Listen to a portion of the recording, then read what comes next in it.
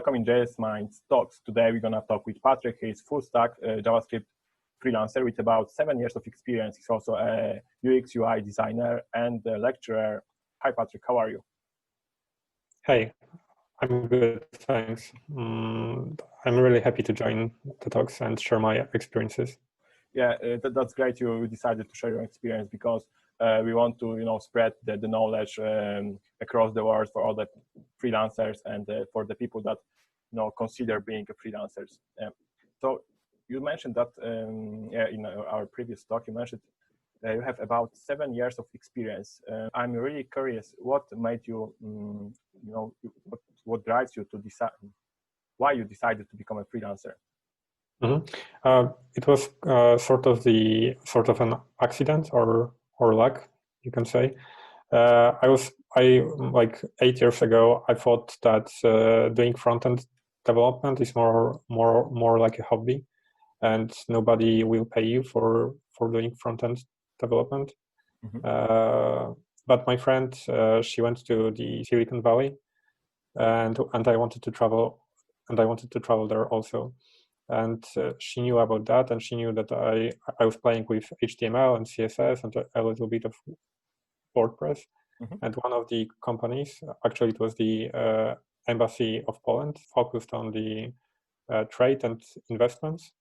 Mm-hmm. They had their division in Silicon Valley, and my friend Patricia, she was in touch with them, and they told her that they need a new website, and asked if she knew anyone that could develop such websites with WordPress. Mm-hmm. So she asked me if I could do that, and I said, yeah, I can do that. And it was like my first gig, and I was really lucky because they paid me quite a lot of money for, like, if I think about that, at that time, like, I got paid somewhere around 4,000 zlotys, Okay. which Mm-hmm. from today's perspective isn't much, but for me, starting out and thinking that it's a hobby, not a job, it was really, really a lot of money. So it was about $1,000, yeah? Yeah. Okay, yeah, that's a big amount of money for the WordPress site, I guess. And so you said WordPress, so you have some PHP knowledge in your head? Yes. Okay, so there's a lot of people that they started with WordPress and then they decided to switch the languages.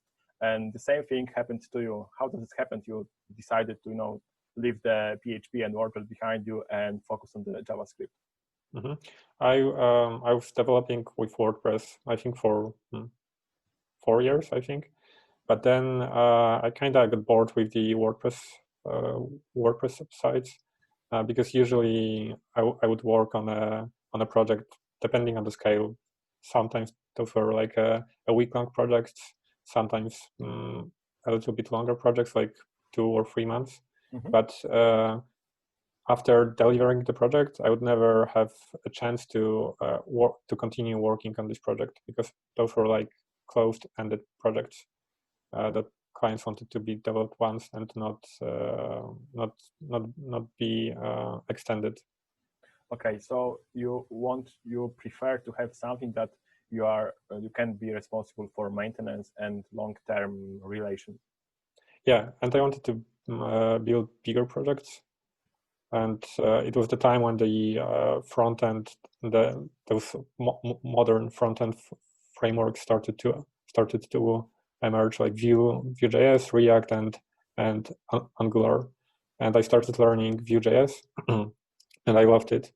And then I found my first project with Vue.js, which turned out to be a very long project because I worked on it for a year and a half.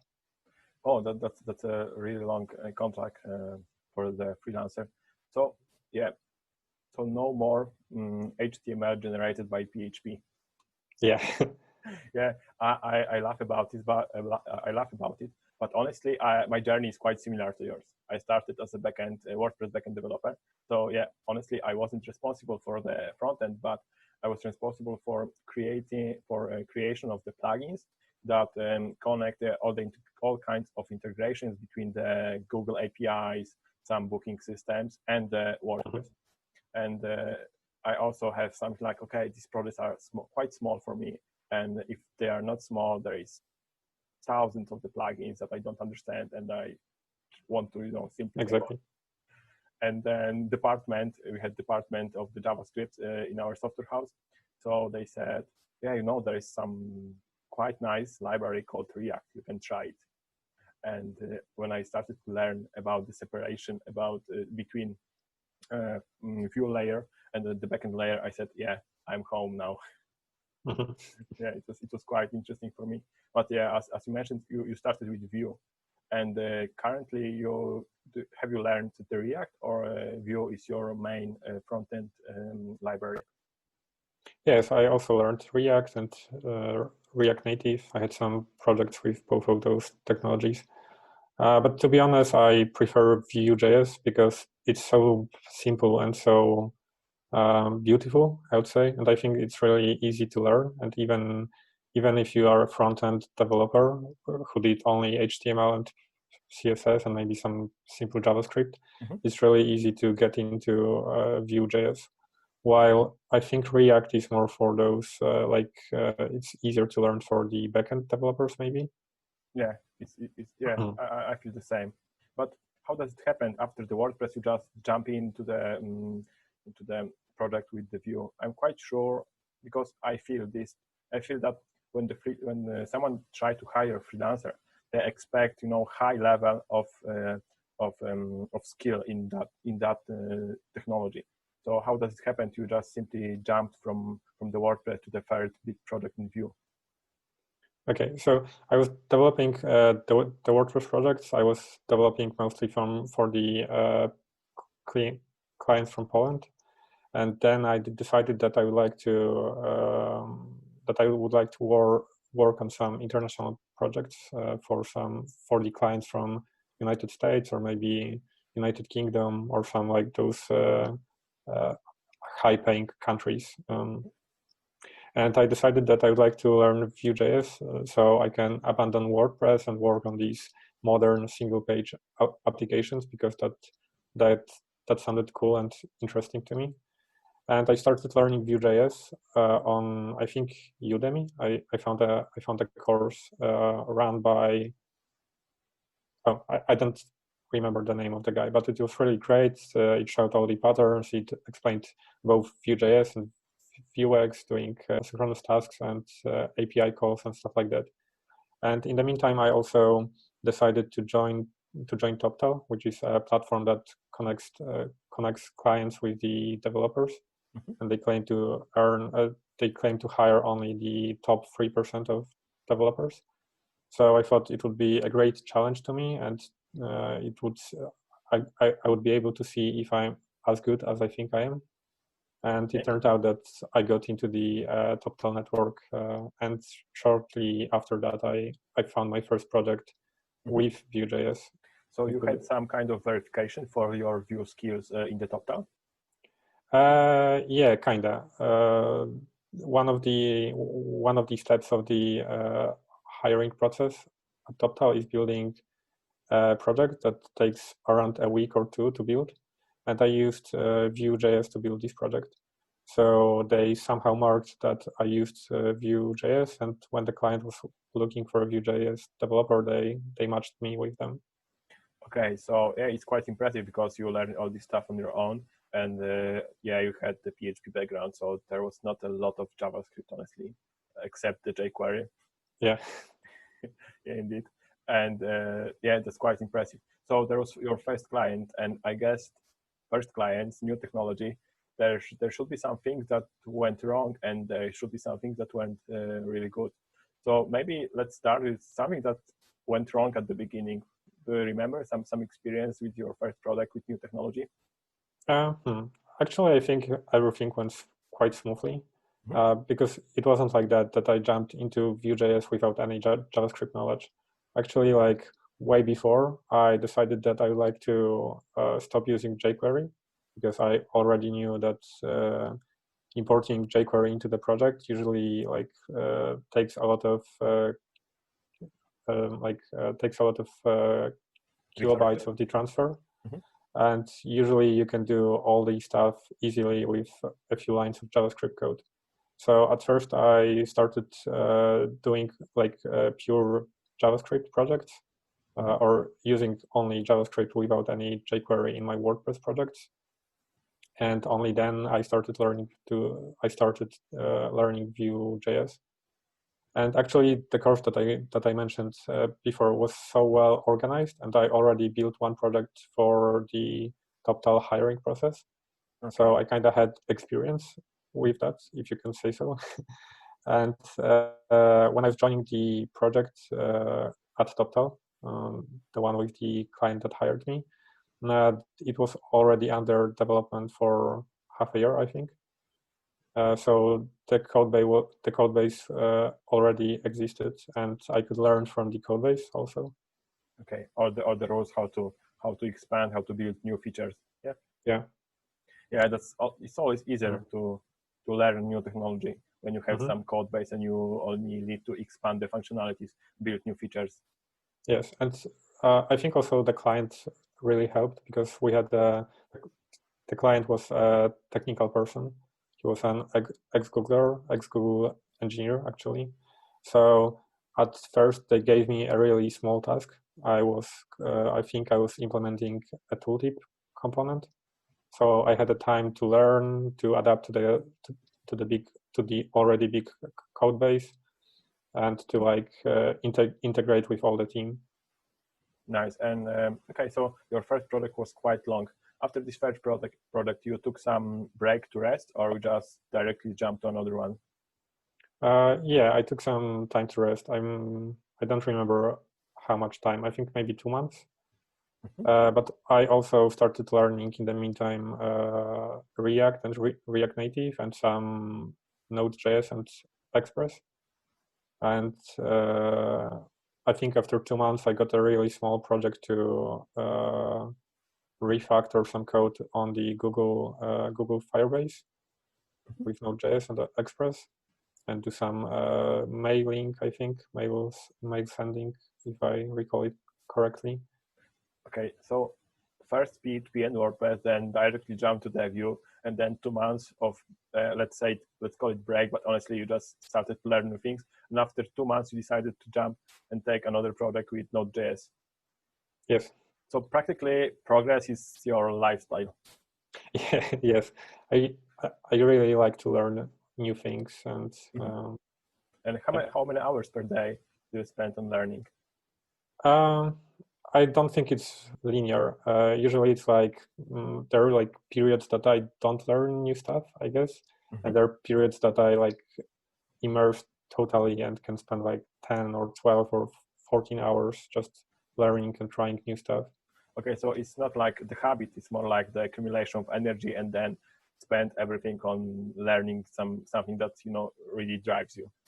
Yeah, it's about the when I get excited about some technology or a new skill set, I just like, I'm so excited that it's really hard to stop learning it. So I have like a sprint of learning these things.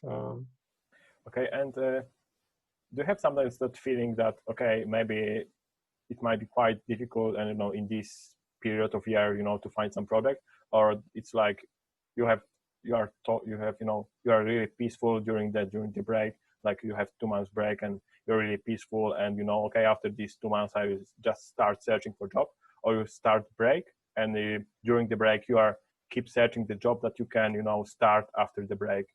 How does it work with you? It depends. Like in the past, I was more worried about finding the next project because I still felt that maybe I don't have that much of experience, or maybe that finding a project can take more time than I assume it will. But nowadays, I just took time off and stopped looking for any new projects. And you sleep like a baby. Yeah. Okay, I have the same experience. Yeah, after 2 years, I just know now that when I have a break, it's time for break. But when I have when I have to find something, I just start searching, and there's always something to do. Yeah, I'm also like, now I'm part of multiple platforms like TopTal. So I know that I'm kind of independent, and that if I don't find a project on TopTal, I can find it on any other platform. Okay, and what other platforms do you mean? The one platform that I already worked with is Braintrust. They're pretty small, actually. I think they started like a year ago or so, and I was one of the first developers/designers who joined them. They found me on LinkedIn. I think because I had TopTal that I worked as a freelance developer for TopTal, so they thought that, okay, TopTal has already checked my skills, so they can take me. And there is no risk that I will fail them. That's quite interesting. The one company simply verify all the skills, and a lot of people just come in and say, "Hey, we know you know this stuff, so you can work together." Yes, I think that TopTal is now like Google, in terms that if you worked for Google or if you worked for TopTal, other companies already know that you are a good engineer. Okay. Yeah, because practically everyone can put in their LinkedIn profile everything that they want, and it's really hard sometimes to verify how good are these people. Honestly, we in JS Minds, we also searching for the JavaScript developers, and we have to verify the skills, because there is a lot of people that put a lot of interesting things in the CV, but in the end of the day, it's like they saw some tutorial, and that's everything. And I think it was also one of the reasons why I decided to leave the WordPress community. Yeah, I really like these people, but on the market, it's like, when you are searching for some job for a freelance WordPress developer, I say normally, I can make it, I can work for, I don't know, $50-$60 per hour, but the answer is but there are people that do it for $10, So there's a very, very, very big difference between, because a lot of people, they think that they can, when they install the template for the the theme for the WordPress, they are already developers, and they make a very, very big chaos on the market. And in JavaScript, it's not that simple, because when you say that you are the Node.js developer or React developer, it's like you should know some quite specific stack, because we say React, but it's not like there is React only, or it's not like there is only the Vue. There is a bunch of other libraries that you can use, to dependency injection, to testing, to a bunch of stuff that I really didn't know since I decided to start working with React. It was also amazing. There's thousands of libraries for JavaScript today. Yes, that's true. There's at some point I got really anxious because of all these new frameworks that would come out. There was even a joke in the JavaScript community that each day there's a new framework created. But the time showed that actually only React and Vue.js, and maybe a little bit of Angular, that those three frameworks are the top leading frameworks, and all those new frameworks that come out each day, it's not worth diving into them and being stressed about them taking the JavaScript world. Yes, but do you know anything about Svelte? Have you tried this one?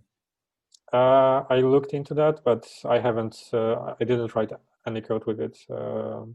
It looks like, it looks interesting, but I think it will a lot of time need to pass for Svelte to be really used widely in the production.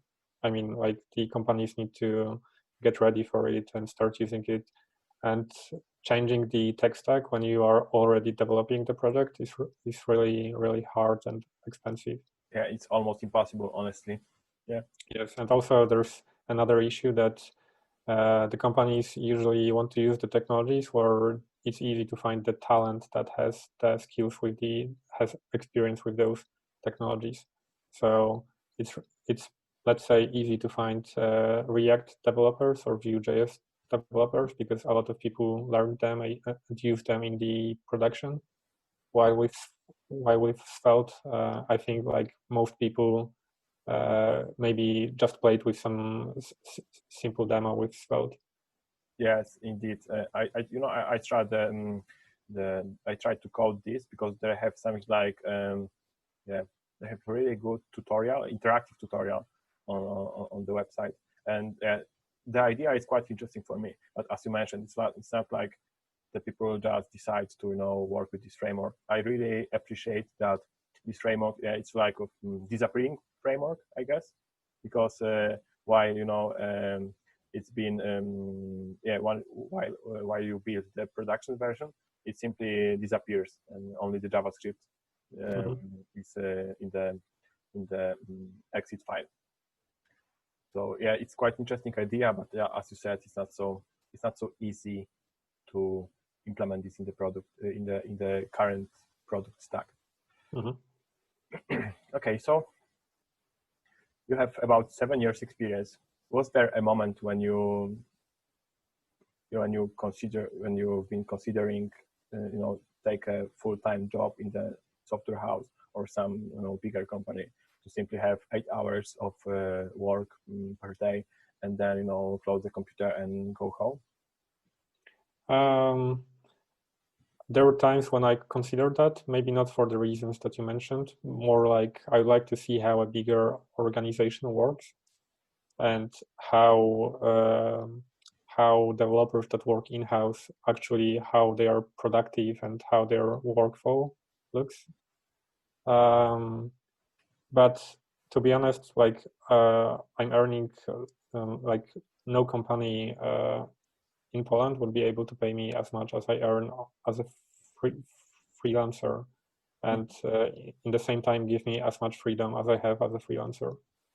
Okay, yeah, but there's also the bigger responsibility because you have always the contract with your clients, and there is a lot of responsibilities that the people, I guess, they don't consider when they think about being freelancer. Because honestly, every contract that you sign, you could take all the responsibility for the mistake, for all the mistakes that you made, and there is no middleware like the company when you are hired. Yeah, that's true. That's why I take the contracts really seriously. And there was even one time that I was offered to work in a company on a full-time basis, but fully remotely. But the contract that they gave me was so terrible that I didn't want to sign it. And when I asked if they could change some of the points, they told me that all the other developers signed the contract without any comments, and that they don't want to change. And there were points like that for each missing comment in the code base, they wanted me to pay 5,000 euros. And the most funny part of that was that during the hiring process, they gave me access to their code base and they wanted me to work on their code base as a test. And there was no comments at all in their code base. So basically it was like the dumbest point of the contract, and they didn't even want to remove it. So they didn't have any comments, but they had a point that you need to pay a lot of money for each missing comment in the code. It's quite. It sounds horrible. Honestly, it sounds horrible. Yes. Yeah, and I'm really happy that I didn't sign this contract, because afterwards I learned that usually like the work is when you are working with the company, usually everything works smoothly, but there are some times when maybe you have some personal problems with your boss or stuff like that, and that's the point where they can reach for this contract and find these points, and then they can like put a lot of financial stress on you. Yes. So like it's really important to read those contracts and negotiate them. Yeah, it's like they turn the employee into a slave. Yeah. It's really horrible. But I'm quite sure there are some things that you miss in being freelancer when you compare it to full-time job. You said that you like to observe the people, how they build the technology, how they create planned products, and do you think someday you will just try to take a full-time job for, I don't know, 1 or 2 years, or you feel like the freelance lifestyle is something that you just want to follow to the end of the world? I think freelance is a thing that I would like to follow. But yes, I totally agree that there are things that that I miss from the like a typical employee contract where you go to the office every day, because I really don't have any coworkers that I would like, that I could go that I could go with them after the work for a beer or integrate with them or stuff like that. Also, when you're a freelancer, it's usually the client that hires you, they expect that you already are an expert in the technology that they want to work with.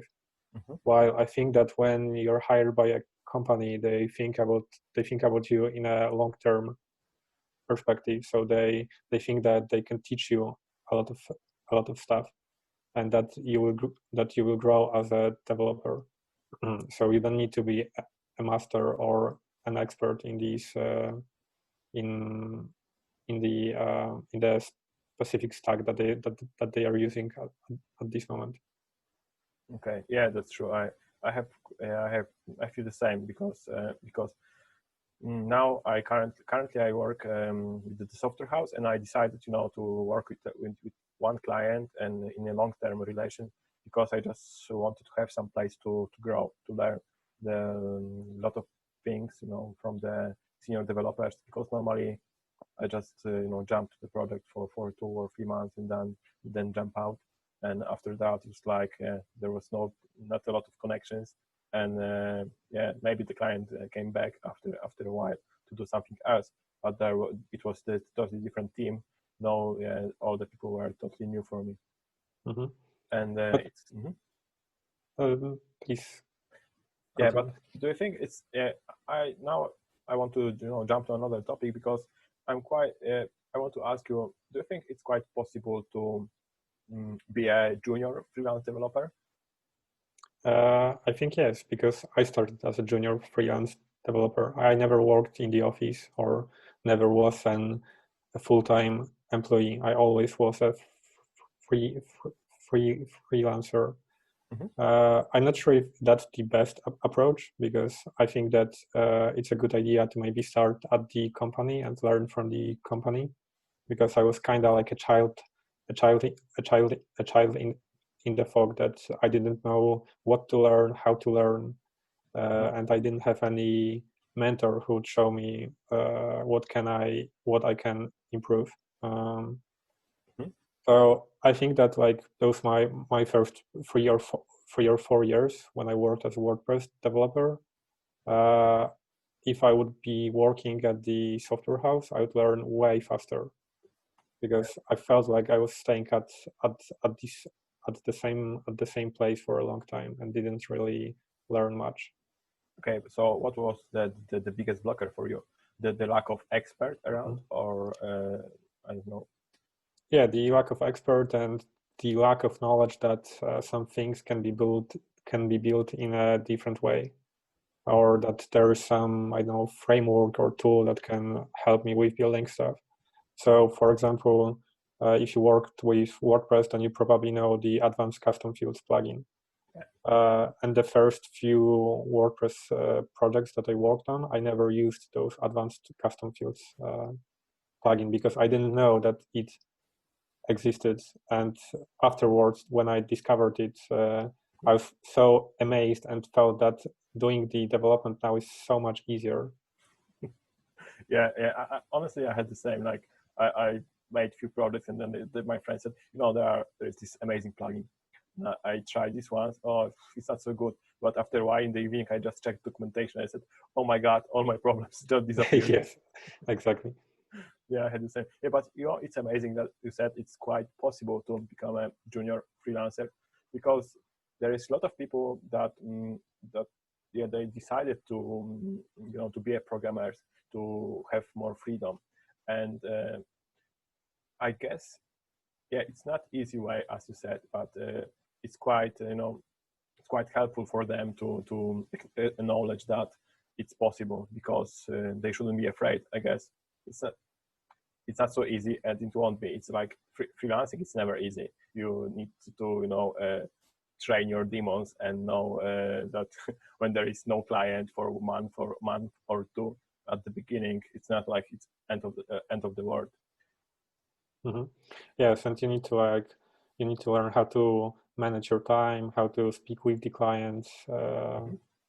At first, when I was starting as a freelancer, I made a lot of mistakes on these with the soft skills. Like I was terrible at negotiating projects or speaking with the clients, or keeping my word about delivering the project.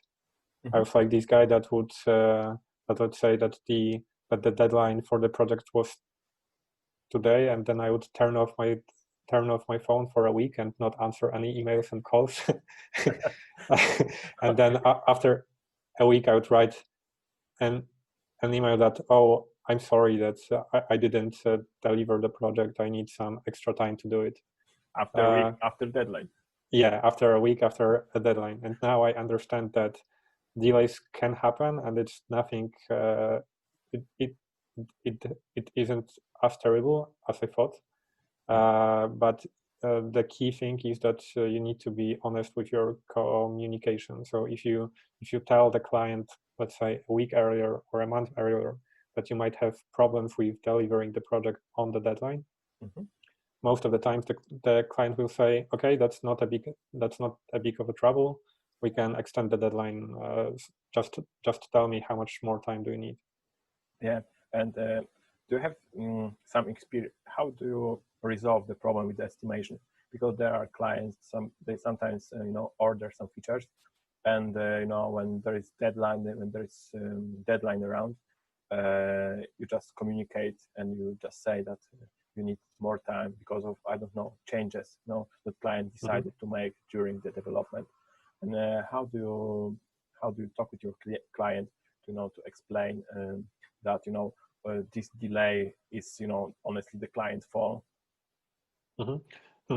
Nowadays, I think I don't have this problem, because we work with the sprints, and every 2 weeks we can see how the work has progressed and see if there are any blockers, and also the clients like constantly add new features, or maybe change the things that we've already built or we were going to build. So thanks to sprints and agile methodologies, I think it's really fluid, and also I'm getting paid for the time I work and not for the product as an overall. But before, when I was like in the early stages of being a freelancer, I of course charged on a per project basis, and I probably in the few first projects I made this mistake that I didn't communicate that making changes might increase the duration of the project and probably my time, so my costs. And so I probably fall in the trap where I was doing doing extra hours and not being paid for them. But afterwards, I learned that at the beginning, even before you start any work, you need to say to the client that we agree on this scope of the project, and if during the project the client will think about some new features, I'm happy to implement them, but I will need to make a new time and cost estimation for those extra features. So and put that into the contract, so the client also knows that when we talk about that after a month, we have this contract that we can come back to and say, hey, you signed this thing, and we clearly explain that it's gonna cost more if you want extra work to be done or change something. Yeah, it's now I noticed that few things about first of all about your soft skill. You said I'm happy to do it, so it's very good answer for request for new feature, and yeah, it's I can see it's been built because of your experience. And the second thing, and it's very important, I also learned the same thing in the hard way. Like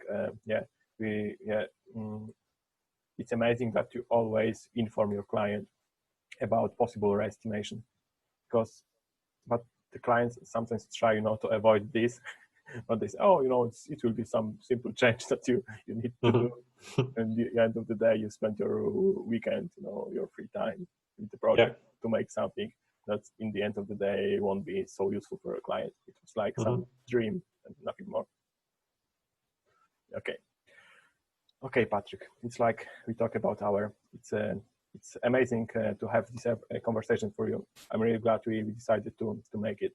There was a lot of information that you shared, and thanks to that, I hope the community will learn a lot of things from you.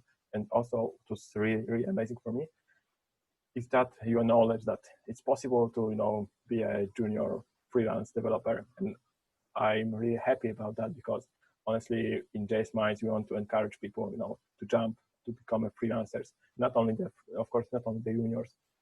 juniors, freelancer, but also, of course, the people that they are disappointed with working in the full-time, job in some software houses. So it's very important, to show them there is always the second possibility to do. So one more time, thank you very, very much for this conversation. You are welcome. I'm really happy that I could share some of my experiences, and maybe on the final note, and to what you said, I'd like to say that during your freelance work, you can find, you probably will meet a lot of people who will tell you that, I don't know, being a freelancer or asking for higher rates, or maybe negotiating with clients, it's impossible, because I met a lot of people who discouraged me to ask for higher rates or to negotiate with the clients or execute from the clients that those, for example, that the changes will be paid as an extra. And I think they all were wrong, because you can negotiate with the clients, you can be a freelance developer and design everything around you and not be just the slave of the client. It should be a partner relation. I think there's a term that it's called win-win-win, that both the client wins, you win, and also the customer of the client wins, that you deliver the value for all of you. Yeah, that's amazing. Thank you for this really great wrap up. So bye. Bye, thanks.